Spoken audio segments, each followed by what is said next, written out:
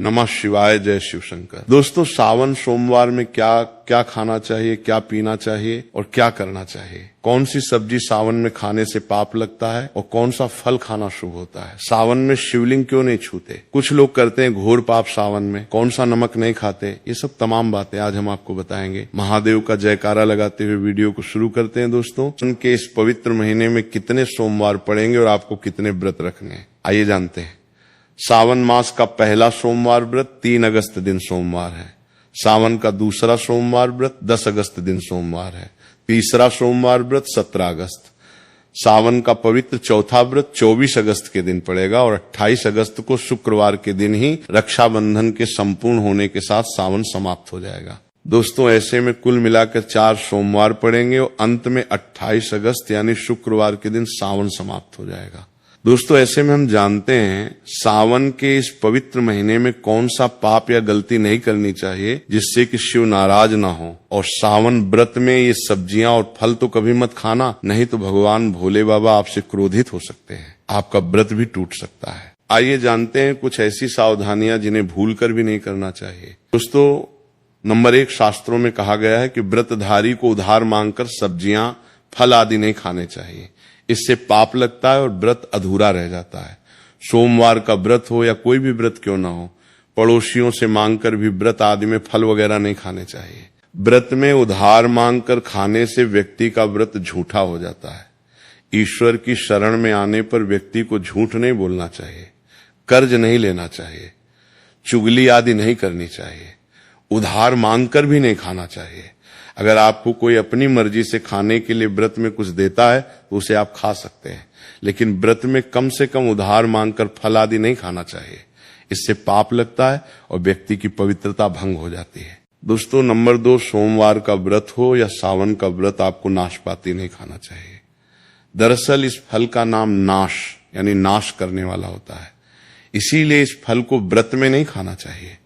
ये व्रत आदि को छोड़कर किसी और दिन आप कभी भी खा सकते हैं, लेकिन अगर जिस दिन आपका व्रत हो उस दिन नाशपाती का सेवन नहीं करना चाहिए, भगवान को भी नाशपाती नहीं चढ़ानी चाहिए। दोस्तों, नंबर 3, कुट्टू या सिंघाड़े का आटा खाने से भी आपका व्रत टूट सकता है। आपको बता दें, लंबे समय से रखा हुआ आटा आपका व्रत भंग कर सकता है। दरअसल पुराने आटे में घुन आदि कीड़े पड़ जाते हैं जो ठीक तरह से दिखाई भी नहीं देते। ऐसा आटा खाने पर दरअसल आप मांस का सेवन करते हैं और व्रत में कीड़े खाना घोर पाप के बराबर माना गया है और आपका व्रत भी भंग हो जाता है। व्रत में ताजा आटा खाना चाहिए। लंबे समय से रखे हुए आटे में कीड़े पड़ जाते हैं, ऐसा कभी न करें। व्रत हमेशा शुद्धता में ही रखना चाहिए। सावन का महीना बड़ा ही पवित्र महीना माना गया है, इसीलिए ये 5 चीजें भगवान शंकर के पास कभी न रखें। तो चलिए जानते हैं शिवलिंग और मंदिर से जुड़े महत्वपूर्ण नियम। दोस्तों, नंबर 1, जहां रखा हो शिवलिंग या महादेव की कोई भी प्रतिमा, तो वहां पे भूल कर भी चप्पल जूते लेके नहीं जाना चाहिए। जरा सोचिए, जब आपके कमरे में कोई चप्पल लेके प्रवेश करता है तो आपको कितना क्रोध आता है, और इसी कारण महादेव भी आपसे नाराज हो जाते हैं और आपको मिलने वाला फल नष्ट हो जाता है। ऐसे में मंदिर में नंगे पांव ही प्रवेश करना चाहिए, क्योंकि चमड़े की चप्पल हमेशा अशुद्ध रहती है, इससे देव शक्तियां नाराज होती हैं। दोस्तों, नंबर 2, अक्सर महिलाओं को मासिक धर्म आ जाता है, वो बिना किसी को बताए पूजा पाठ कर लेती हैं, जो कि शास्त्रों में वर्जित माना गया है। इस समय महिलाओं को जानकर भी अनजान नहीं बनना चाहिए। अगर आपको मासिक धर्म है तो घर के बने मंदिर में या बाहर बने मंदिर में कभी प्रवेश नहीं करना चाहिए, इससे देव शक्तियां नाराज होकर आपसे क्रोधित हो सकती हैं। ऐसे समय में शिवलिंग को छूना घोर पाप के बराबर माना गया है। जरा सोचिए, ऐसी अवस्था में जब महिला को बुरा लगता है तो ईश्वर को कितना बुरा लगेगा। इसीलिए महिलाओं को ऐसी अवस्था में मंदिर यात्रा, घर में पूजा पाठ, भगवान की प्रतिमा को छूना या तुलसी में पानी भी नहीं डालना चाहिए। तुलसी का पौधा भी सूख जाता है।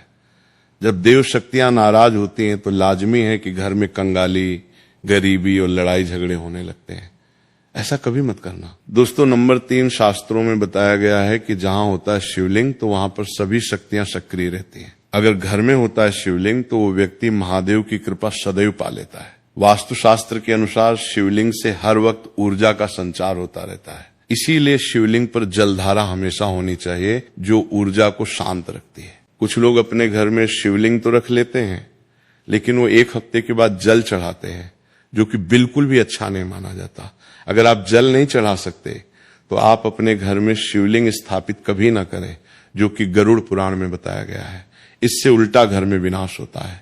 दोस्तों, नंबर 4, शास्त्रों में बताया गया है कि तुलसी और महादेव का बैर माना गया है। इसी कारण तुलसी में शिवलिंग और गणेश की प्रतिमा को नहीं रखा जाता। कई लोग जाने अनजाने में शिवलिंग को तुलसी में रख देते हैं और घर में परेशानियां आना शुरू हो जाती हैं। इससे महाशक्तियां क्रोधित हो जाती हैं। शिवलिंग पर तुलसी भी नहीं चढ़ानी चाहिए। तुलसी में और शिवलिंग में कुछ दूरी होनी चाहिए। दोस्तों, नंबर 5, घर का मंदिर हो या बाहर का मंदिर, किसी भी मंदिर में ऐसे व्यक्ति को प्रवेश नहीं करना चाहिए जिसने स्त्री प्रसंग अर्थात संभोग किया हो या उसने मांस खाया हो। अगर आप शारीरिक रूप से गंदे हैं तो मंदिर के आसपास भी नहीं जाना चाहिए। घर के बने मंदिर में कोई कपड़ा आदि डाल देना चाहिए। जरा आप ही सोचिए, क्या आप मांस खाकर या स्त्री के साथ शारीरिक संबंध बनाकर भगवान के पास जाएंगे और क्या वो आपसे प्रसन्न होंगे? बिल्कुल भी नहीं।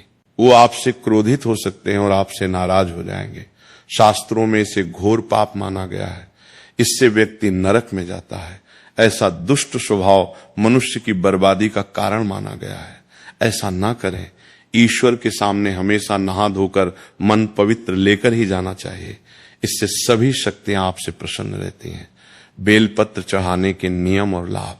दोस्तों, सावन के महीने में महादेव को ऐसे बेलपत्र कभी मत चढ़ाना, बहुत ही अशुभ माना जाता है। दोस्तों, पौराणिक मान्यताओं के अनुसार बेलपत्र चढ़ाने से शिव जी का मस्तक शीतल रहता है। बेलपत्र से भगवान शिव की पूजा करने से दरिद्रता दूर होती है और व्यक्ति सौभाग्यशाली बनता है। इससे हनुमान जी भी प्रसन्न होते हैं क्योंकि वे शिव के ही अवतार हैं और इस बात को शायद ही कोई जानता हो। दोस्तों, पहले आप ये जानें कि बेलपत्र का उपयोग और इसके लाभ कैसे मिलते हैं। दोस्तों, नंबर 1, तीनों लोकों में जितने तीर्थ स्थल प्रसिद्ध हैं वे सभी तीर्थ स्थल बेलपत्र के मूल भाग में स्थित माने जाते हैं।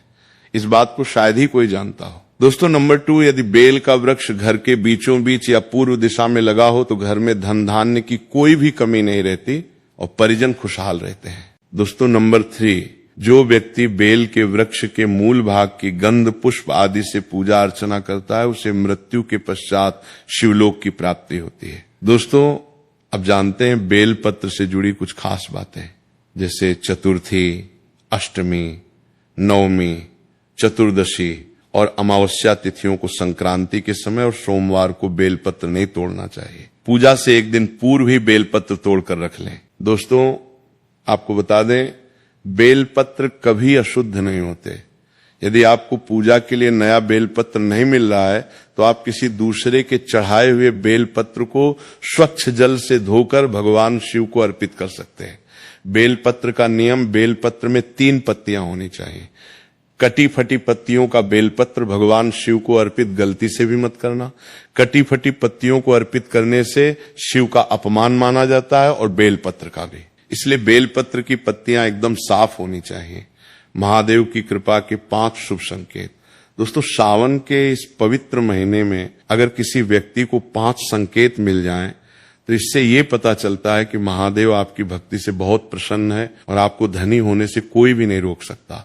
तो चलिए जानते हैं नंदी महाराज के दर्शन। दोस्तों, नंबर 1, बैल, जिन्हें हम नंदी भी बोलते हैं, इनका दरवाजे पे आना। नंदी महाराज भगवान भोलेनाथ के वाहन है। नंदी को भगवान शिव का द्वारपाल भी कहा गया है। नंदी महाराज को बुद्धि और ज्ञान का प्रतीक माना गया है। शिव के मंदिर के बाहर हमेशा नंदी महाराज विराजित रहते हैं। लेकिन अगर सावन के इस पवित्र महीने में अचानक से नंदी महाराज आपके दरवाजे पे आ जाएं और घर की चौखट को सींग मारने लगे, तब आपको समझ लेना चाहिए कि भगवान शिव आपके घर में आने वाले हैं, जो कि ये उनके आने का संकेत है। भगवान शिव आपकी भक्ति से बहुत प्रसन्न है। महादेव की उपस्थिति के संकेत और आपके घर में खुशियां आने वाली हैं।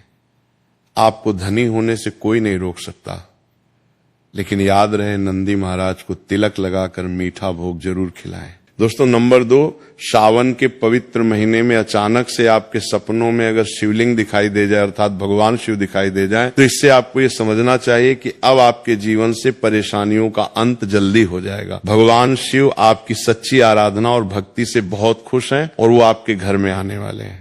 ऐसे में याद रहे, शिव की भक्ति में कोई भी कमी नहीं आनी चाहिए। दूसरा संकेत, नीलकंठ और काला सांप। घर को गंदा मत रखना क्योंकि आपके घर में भगवान शिव आने वाले हैं। दोस्तों नंबर 3, शास्त्रों के अनुसार माना गया है कि नीलकंठ भगवान शिव का प्रतीक है। अगर आपके घर में सावन के महीने में नीलकंठ छत पर आकर बैठ जाए तो उसे भूल कर भी मत भगाना, क्योंकि ये भगवान शिव का प्रतीक माना गया है। ऐसे में आपको खुश होना चाहिए, क्योंकि भगवान शिव आपकी भक्ति से बहुत खुश हैं। शास्त्रों में बताया गया है कि नीलकंठ अगर मनुष्य के घर पे आकर बैठ जाए तो साक्षात घर में महाशिव के आने के संकेत माने गए हैं। शुभ संकेत और विजय, इनको देखने से अब आपके बुरे दिन जाने वाले हैं। कहते हैं श्री राम ने इस पक्षी के दर्शन करने के बाद ही रावण पर विजय प्राप्त की थी। दोस्तों नंबर 4, सावन के पवित्र महीने में अचानक से घर में काला सांप निकल आए तो बहुत ही शुभ माना गया है। इसे बिल्कुल भी ना मारे, ये भगवान शिव के आने का संकेत है। जिनकी भक्ति से महादेव प्रसन्न होते हैं, तब महादेव किसी खास अवसर पे ही अपने दर्शन देते हैं। सावन का महीना बहुत ही पवित्र महीना माना गया है।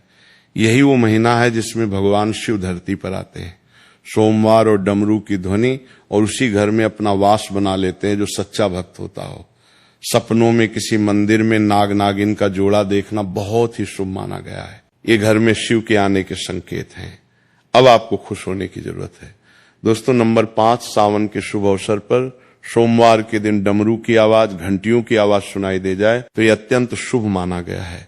इसका अर्थ यह है कि भगवान भोलेनाथ आपसे प्रसन्न है और जल्दी आपके घर और जीवन में प्रवेश करने वाले हैं, जिससे आपका आर्थिक संकट दूर होकर जीवन में सुख समृद्धि आने वाली है। घंटी और ताली का रहस्य, महादेव आपसे बहुत खुश है। मंदिर में घंटी और ताली बजाने का रहस्य, दोस्तों अब जानते हैं सावन के पवित्र समय में मंदिर में घंटी क्यों बजाई जाती है, घंटा क्यों बजाया जाता है या ताली क्यों बजाई जाती है। मंदिर के अंदर कारण क्या है? शंकर के मंदिर में घंटी क्यों बजाई जाती है? शंकर के मंदिर में घंटी को क्यों बजाया जाता है? ताली को बजाना क्यों नहीं किया जाता है? शिव मंदिर में किस लिए किया जाता है?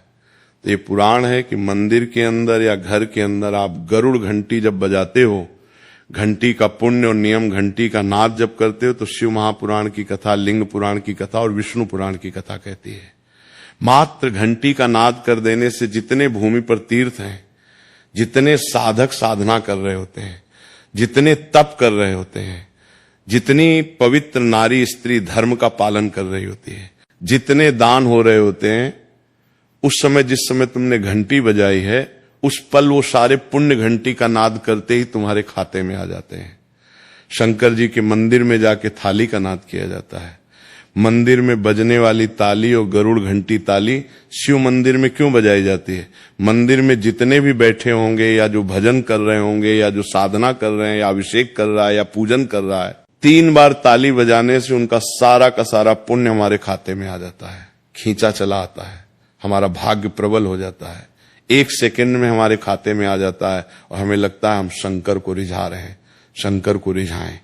शिव जरूर देते हैं घर में गरुड़ घंटी का नाद करना। दोस्तों इसलिए बच्चों को खेलने के लिए घंटी नहीं दी जाती। घंटी बजाने का दोष गरुड़ घंटी कोई खेलने को नहीं देता। दूसरा सामान दे देंगे पर गरुड़ घंटी नहीं देंगे। क्यों नहीं देते? क्योंकि गरुड़ घंटी का जब नाद किया जाता है तो सबका पुण्य हमारे खाते में जाता है। कोई साधारण बात नहीं है। घंटी बजाना पूजन के समय या स्मरण के समय भजन आदि करना चाहिए। इसलिए घंटी भी हर समय नहीं बजाई जाती। और आपसे भी निवेदन है, मंदिर में भी जाओ तो घंटी का नाद करो तो बड़े प्रेम से करो, ऐसे नहीं कि बजाते जाओ। कई मंदिरों में मंदिर का पट बंद हो जाता है तो भी लोग घंटी बजा देते हैं। मंदिर का पट और समय दोष लगता है। भगवान अगर मंदिर में सो रहे हैं तो उस समय घंटी बजाना घोर पाप माना जाता है। जिस जगह पे ब्राह्मण विद्वान है, साधक हैं, संत हैं, साधु हैं, मंदिर अगर बंद होता है तो उसके साथ में घंटी के नीचे के भाग को रस्सी से ऊपर बांध दिया जाता है, जिससे बजे न कहते हैं। अगर भगवान विश्राम कर रहे हैं, सो रहे हैं, निद्रा अवस्था में है या पट बंद है, उस समय पट बंद का समय है और घंटी का अगर नाद हो जाए तो कहते 11 ब्राह्मण के भूखे रहने का दोष लग जाता है। घंटी बजाने का शुभ समय जीवों को मात्र घंटी बजा देने पर। अगर भगवान विश्राम में है और पट बंद है, दरवाजा बंद है और लिखा हुआ है मंदिर खुलने का समय सुबह 11 बजे से 3 बजे तक मंदिर बंद होने का समय है और तुमने समय देख लिया, फिर भी तुमने देख लिया और तुम उस समय कह रहे हो मैं दूर से आया हूं, घंटी तो बजाऊंगा, तो ऐसा करने से कई लोगों के भूखे रहने का दोष आपको लग जाता है। घंटी बजाने का सबसे शुभ समय माना जाता है। सुबह 4 बजे से लेकर सुबह 11 बजे तक अत्यंत दुर्लभ और मंगलकारी माना जाता है। घंटी बजाने के विशेष नियम, इस समय घंटी बजाना और रात के समय शाम 6 बजे से लेकर रात 11 बजे से पहले तक पूजा पाठ तथा घंटी बजा लेनी चाहिए, क्योंकि 12 बजे से पहले तथा 12 बजे के बाद मंदिर के पट बंद कर दिए जाते हैं। इस समय देवी देवता विश्राम करते हैं, निद्रा में चले जाते हैं। इस समय उन्हें जगाना मतलब घोर पाप का भागीदार बनने के बराबर है। आप अपने पुण्य नष्ट कर सकते हैं,